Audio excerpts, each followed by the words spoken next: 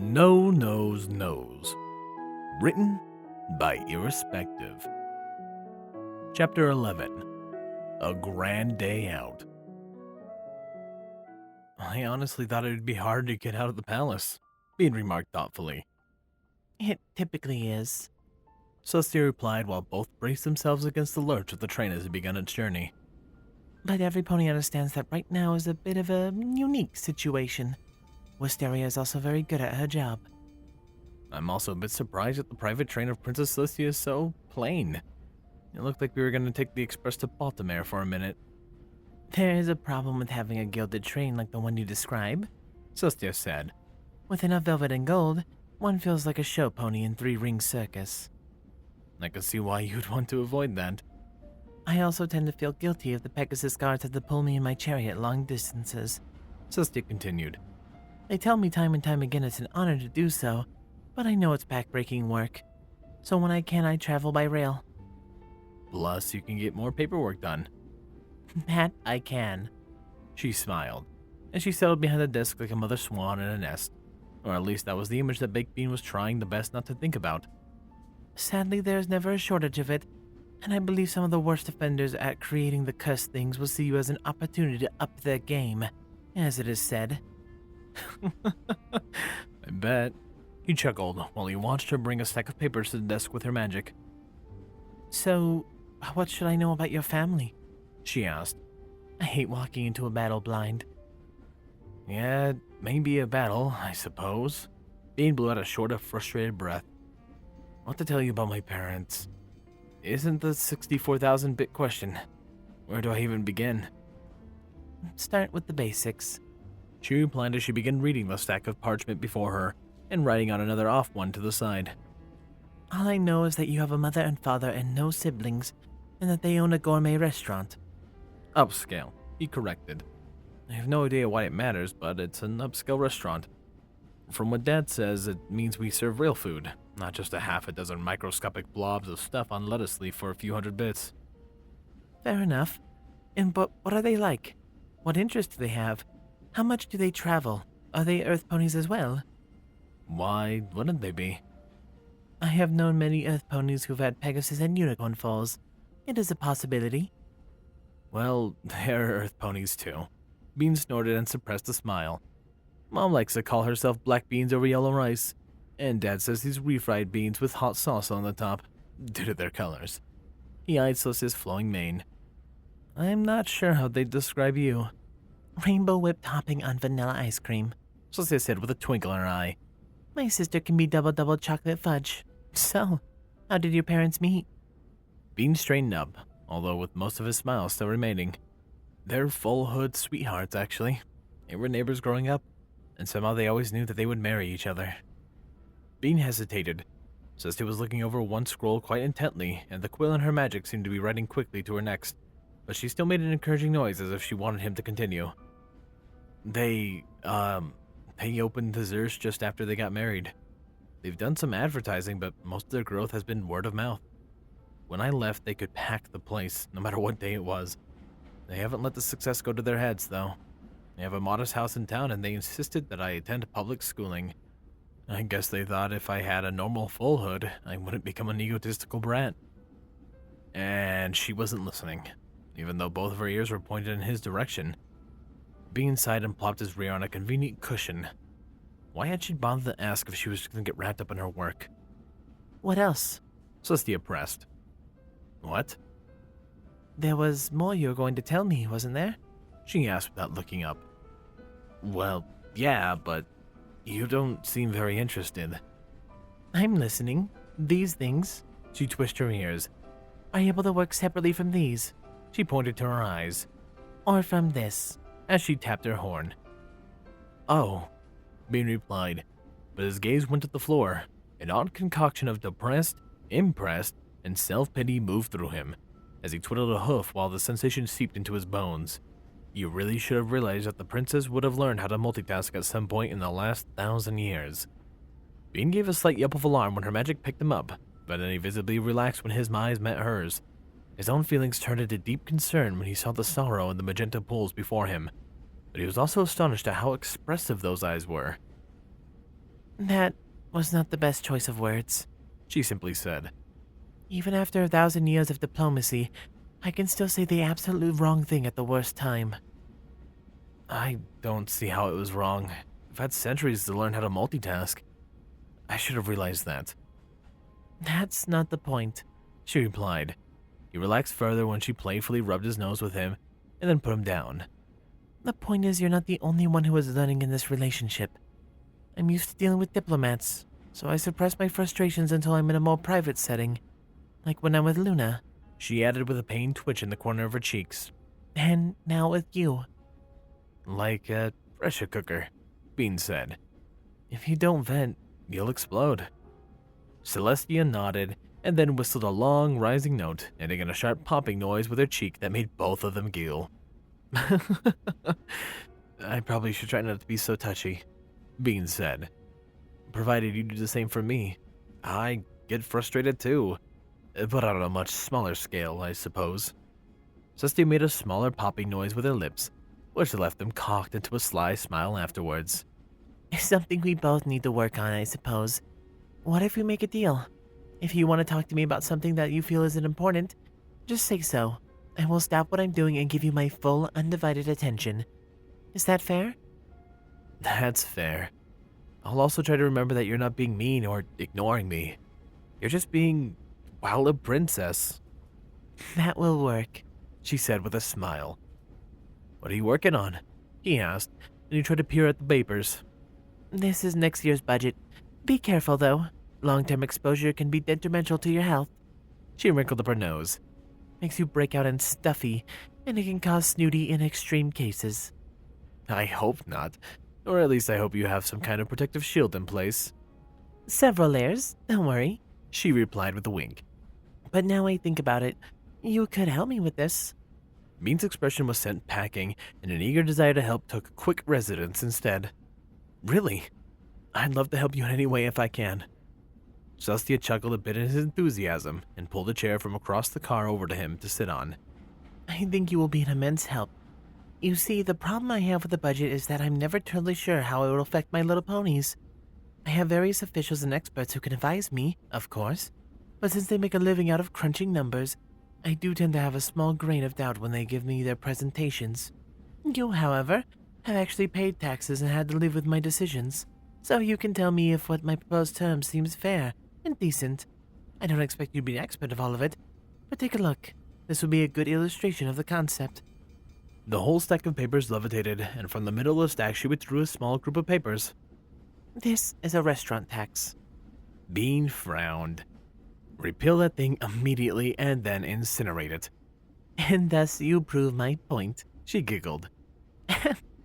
Now, what is it about this tax that makes it worthy of my death by fire? The train's whistle blasted long and loud as the journey began in earnest. So, how do you think your parents will respond to, well, me? Celestia asked, as the train bumped to a stop.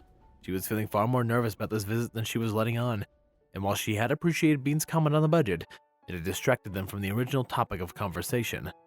She was going up against the unknown, and she was never comfortable with that scenario. I honestly have no idea, and that's the worst part of this all. Bean sighed. I really hope they'll be accepting of what's happened. Will it take long to reach the Zerst? Not too long, no. It's about 15 to 20 minutes from here. Even faster if you fly. Do you want to? Fly? He asked, and she nodded. Oh, you can carry me? I can indeed. She smiled as they stepped out onto the platform. I only look dainty. I was a war charger at various points in my life. Oh, but I couldn't ask you to. Whoa! His counter-argument was silenced when Celestia wrapped her arms around his chest, flared her wings, and swept up into the sky with a mighty flap. Bean continued to struggle and flail a little while they ascended, but then he relaxed when she leveled out so they could look over the city. Salt Lake was a modest city, with modest homes and modest shops scattered about a modest scene. It would never be anything like the bustling metropolis of Manhattan, Baltimore, or even Philadelphia was, but it was a pleasant-looking city all the same, and much of its charm came from its smaller size. Surrounded by the gently rolling Appaloosa Mountains, And with the broad Miss Hoofy River running along its western edge, the city had a distinct outdoorsy feel that begged to be explored. So, what am I looking at? Saucy asked Bean, and her head dipped down to follow his hoof as he pointed. That's City Hall down there. It probably looks familiar.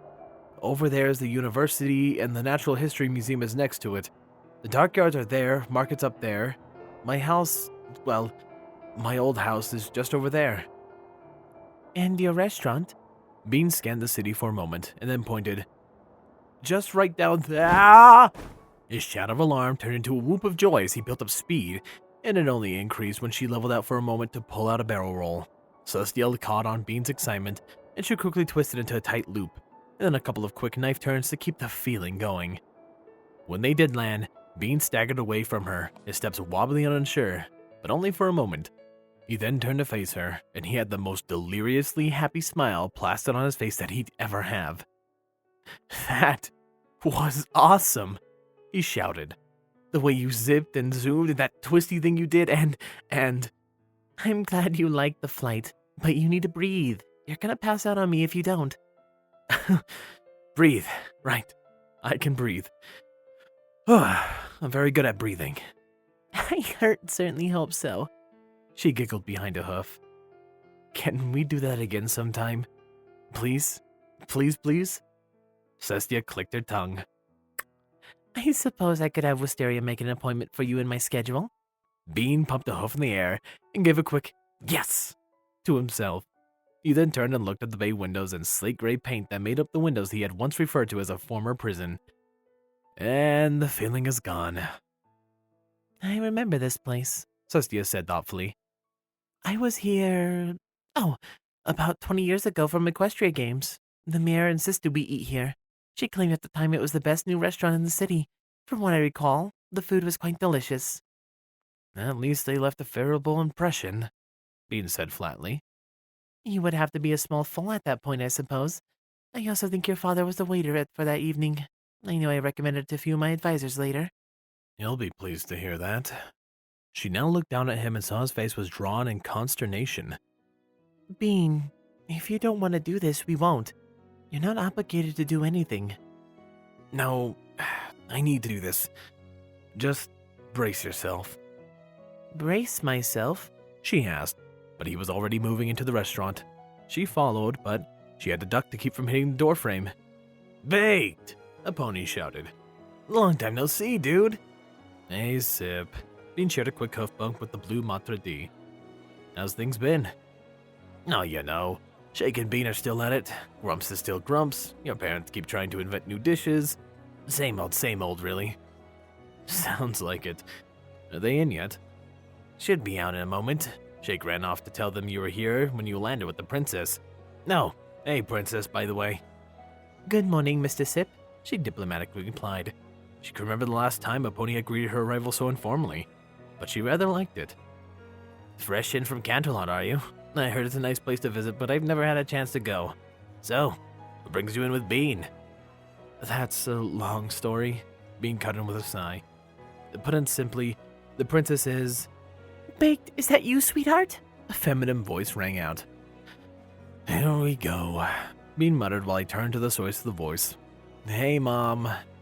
Celestia smiled as Bean's mother galloped from the kitchen and then smothered him in the hugs and motherly kisses. She was just about the same shade of yellow as Bean, but her mane had a few fleets of streaks of gray creeping into it. She still looked very dignified despite the motherly outburst, and she gave off an aura of pleasantness. Oh, I'm so glad you're back, my little Baked. She finally pulled away. I've been so worried about you. Where did you go? What did you see? Did you have fun? Tell me you had fun. I want to hear all about it. It's too bad you came back today. We've been so busy with the Adjusters Conference. We could have just had a welcome home party. Bean Buddy? That you? The voice that now called out from the window sounded very similar to Baked Bean's own pleasant timbre. Hey, Dad. Cecily filed away Bean's nickname for the future use, and she bit her lip to stifle her giggles as her father now gave him a brief stallion-to-stallion hug.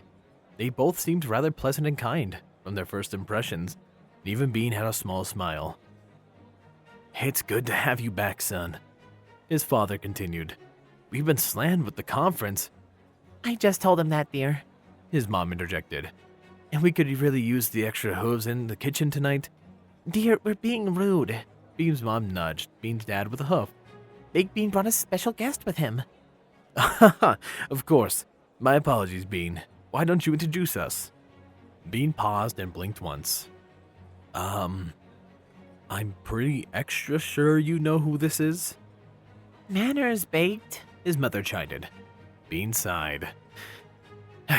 All right. Mom, Dad, this is Celestia, Princess of the Sun. A pleasure to meet you, Princess. Bean's father offered, as both he and his wife bowed. I'm Garbanzo Bean, and this is my wife, Lima. And inexplicably, the ceiling let out a blast of laughter. Oh, this whole family is one big bean pun. I love it. A decidedly Discord-esque voice said from nowhere. You stay out of this, Bean shouted upwards, and both he and Celestia scowled at the ceiling fans and rafters. Bean's parents looked at each other and then to Sip in confusion. The ceiling replied. Is everything okay? Garbanzo Bean asked. Yes, just ignore that, Bean replied with a huff. It's been happening on and off lately. Okie dokie then, his father replied warily. Alright, how do I say this? Whew. Bean exhaled sharply. Mom? Dad? He shut his eyes tight. Celestia's my wife and I'm her husband. There was a healthy pause as the news soaked in. Sib looked like Bean's announcement was a joke, and he was waiting for the punchline. Garbanzo merely nodded with both a frown and a smile, fighting for space on his broad, squarish face. And Lima... Celestia had always wondered just what expression a prospective mother-in-law would have if she considered the concept of grandfoals from a child who she had feared would never reproduce. It was a very nice expression, quite pleased, and it made Lima's face light up like a beacon of joy, although it seemed to be moderately slightly of just who Baked Bean had decided to bear with those foals, and if the concept of wings or horns would be in their future, or both. Well, that is quite the announcement, Lima said, thus breaking the tension. Why don't we sit and talk about it? That would be delightful, Mr. and Mrs. Bean. Celestia replied warmly. Sip, go get us some raspberry tea, would you? Lima asked in a tone of voice that brooked no disobedience, in which any officer in the Royal Guard would have obeyed without hesitation. Sip did not salute when he left, but he gave a brief nod and trotted away at a quick, brisk pace. Now, let's all have a seat and you can tell us how this happened, Baked. And then we decided to see if it could make this work, Bean concluded, sounding much more relaxed than the bundle of nerves he had been earlier. So now, I'm a prince and I need to return to Canterlot tonight with Celestia. There's going to be a news conference tomorrow to announce all of this. Probably better than I just did, he admitted. Well, it sounds like you've been on quite the adventure, Lima said. And such interesting luck. You might have started a new trend in marriage proposals. Good grief, I hope not, Bean groaned. That's what we need. Ponies standing around in hidden places trying to boot noses and getting injured. And do you say you wrote this law to get out of a marriage proposal 1,000 years ago? Garbanzo asked the princess. I did, yes. Believe me, Equestria would be very different today if I accepted his proposal. Well, that's a lot to take in, that's for sure, he replied. And to think, my little bean buddy, a prince. It's gonna take a while to get my head around that one. Celestia calmly sipped her tea. Garbanzo with that sentence had revealed much more than he ever intended to. Celestia knew now, simply based on his tone and timing of delivery, she had centuries of experience with ponies trying to hide things or deceive her in every imaginable way. This was a new situation for her. The clues and tales were the same. Celestia could read Bean's parents like a book, a large print edition, with illustrations. Lima also calmly brought her tea to her lips. So, Princess, when can I expect to have some grandfoals? Bean made some sort of weird gagging honking noise and then coughed as tea dribbled out of his nostrils. Celestia, however, laughed lightly. I'm afraid we haven't had a chance to discuss that yet, since we've been so focused on other things. Naturally, but Baked, you need to think about things like that sooner rather than later. Your father and I aren't getting any younger. Thankfully, Celestia managed to suppress an inner cringe enough so nobody noticed. And neither are you. Besides, what mother could there be better than a princess? You have a very wonderful opportunity here, so you need to take advantage of it.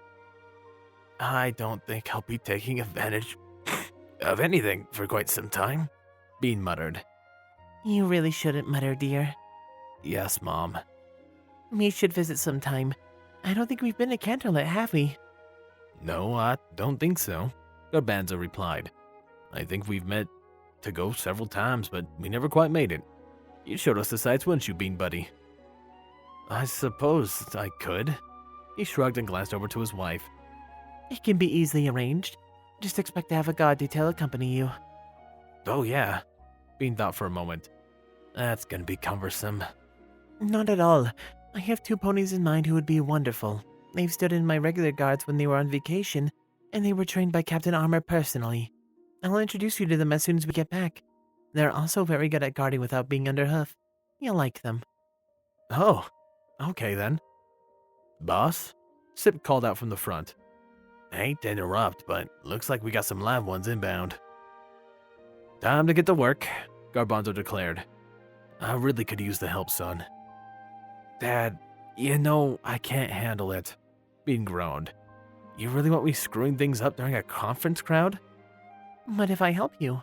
Saucy offered. Help? All 3 beans asked in unison. I would like to if I may, She replied as she stood. Bean has spent most of the last week helping me and learning about being a prince, so it's only fair I learn a little about his life too. Do you know how to cook? Lima asked. A little, and I can also help keep track of things too. It was like a light bulb went off over Bean's head, and it was clear to see that he was thinking from the expression of his face. Celestia was good at multitasking. She didn't even need to touch anything. All she had to do was keep Bean organized, and his odds of screwing up were bound to diminish greatly. I think that's a wonderful idea. Gramps, Shake, and Bake aren't gonna mind, are they? Bean asked, and then he softly added, Sorry, Sally. She simply gave a long, suffering sigh. I'm sure they'd love the help, Lima replied. You 5 can run the kitchen, while your father and I run the tables. You sure you want to do this? Bean asked Celestia, and she smiled brightly back at him. I would love to. There we go. An absolutely adorable chapter, and another one on Nova's nose. I love this fic so much. There's almost nothing better than a little bit of wholesome after the amount of dark shit that I read. But hey, I make it for the people, and I hope you guys have enjoyed it. What else I enjoy are my wonderful donators, because they are much too kind. Thank you, Chase the Master, HKH4 aka Texture, The Animated Ghost, Solus, Stu Hex, Captain Blue Shadow, Squall Windfeather, and of course a large thank you to Silent Titan. I appreciate you guys so much. If you want other ways to support me, well, your viewership is more than enough. However, a like and comment down below as well as subscribing does help a lot with the algorithm and also makes the numbers on my analytics go up, which makes me feel great. Anyways, my rambling aside, this has been Firehearth. Have a wonderful day.